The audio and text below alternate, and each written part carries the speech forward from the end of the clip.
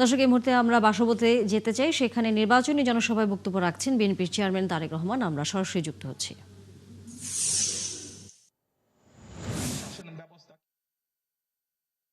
সেই হিম্মত ছিল বলে তারা দুর্নীতি দমন কমিশনকে 100% স্বাধীন করে দিয়েছিল।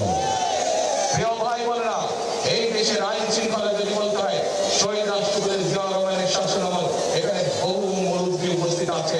মুরব্বীদের কাছে জিজ্ঞেস করলেই জানা দেবে যে দেশ স্বাধীনের পরে যারা দেশ পরিচালনার দায়িত্ব ছিল তাদের সময় দেশের শাসন ব্যবস্থা কি ছিল, এবং পরবর্তীতে যখন শহীদ রাষ্ট্রপতি এই যে শৃঙ্খলা পরিস্থিতি নিয়ন্ত্রণ করেছিলেন, মা বোনেরা সেই সক্ষম নিরাপদে যে কোনো সময় রাস্তায় হাঁটাচলা করতে পারত। ক্ষুদ্র ব্যবসায়ীরা, ক্ষুদ্র মাঝারি সকল ধরনের ব্যবসায়ীরা নিরাপদে তাদের ব্যবসা বাণিজ্য সবকিছু করতে পারত। অর্থাৎ এই রেকর্ডও বিএনপির আছে, কিভাবে দেশকে দুর্নীতির থেকে টান রক্ষা করতে হয়, কিভাবে মানুষের বেকার যুবকদের কর্মসংস্থানের ব্যবস্থা করতে হয়, কিভাবে নারীদের শিক্ষার ব্যবস্থা করতে হয়, কিভাবে দেশে মিল কারখানা তৈরি করে কর্মসংস্থানের বিএনপির আছে। সেজন্যই আমি আপনাদেরকে বলেছি, দেশ সঠিকভাবে পরিচালনা করতে হয়, দরকার কর্মসূচি। দেশকে যদি মানুষের প্রত্যাশিত ভাবে পরিচালনা করতে হয়, তাহলে দরকার পরিকল্পনা, যা বিএনপির আছে। এবং দেশকে যদি সামনে দিকে নিয়ে যেতে হয়, 20 কোটি মানুষের দেশ চালানো এত সহজ ব্যাপার নয়, কিন্তু সেটির জন্য দরকার অভিজ্ঞতা, এবং সেই অভিজ্ঞতা একমাত্র কোন দলের আছে? বিএনপির আছে।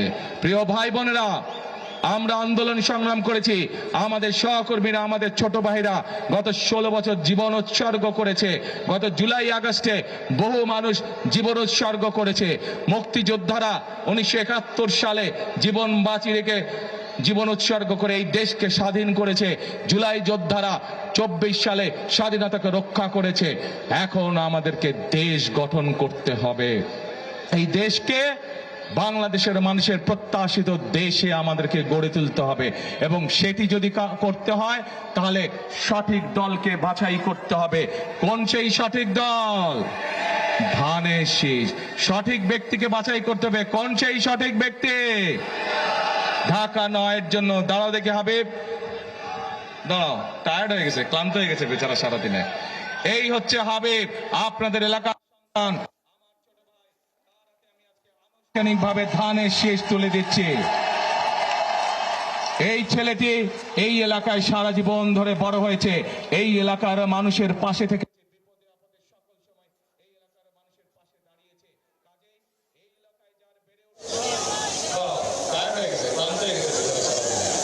এই হচ্ছে হাবিব, আপনাদের এলাকার সন্তান, আমার ছোট ভাই, তার হাতে আমি আজকে আনুষ্ঠানিকভাবে ধানের শীষ তুলে দিচ্ছি। তাদের পাশে থাকা, তাদেরকে শক্তি যোগানো।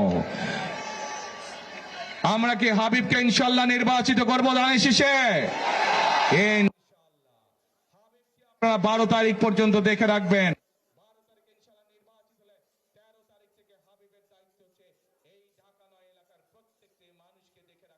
এলাকার উন্নয়ন দেখে রাখা, এবং হাবিবকে আমি দেখে রাখবো যাতে এলাকার জন্য সে কাজ করছে।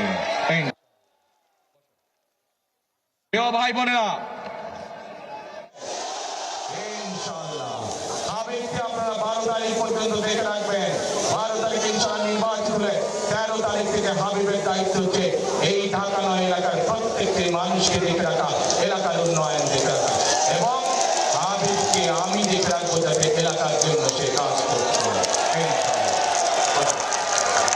প্রিয় ভাই বোনেরা, কথা অনেক হয়ে গিয়েছে, এখন কথা আমাদেরকে বন্ধ করতে হবে, আমাদেরকে কাজ করতে হবে। কিসের কাজ? দেশ গঠনের কাজ করতে হবে। দেশনেত্রী বেগম খালেদা জিয়া, সকলেই আপনারা এই মানুষটিকে চেনেন। এই মানুষটি শত অত্যাচার, নির্যাতন, জুলুমের মুখোমুখি হয়েছে, এবং তার সাক্ষী এখানে উপস্থিত প্রত্যেকটি মানুষ। কিন্তু এই খালেদা জিয়াকে প্রস্তাব দেওয়া হয়েছিল স্বৈরাচারের পক্ষ থেকে যে উনি যদি বিদেশ চলে যান তাহলে সকল জেল জুলুম থেকে তাকে মুক্তি দেওয়া হবে। খালেদা জিয়া একটি কথা বলেছিলেন, বাংলাদেশ আমার প্রথম ঠিকানা, বাংলাদেশ আমার শেষ ঠিকানা, বাংলাদেশের মানুষ আমার পরিবার, আমি এদেরকে ছেড়ে কোথাও যাব না। প্রিয় ভাই বোনেরা, খালেদা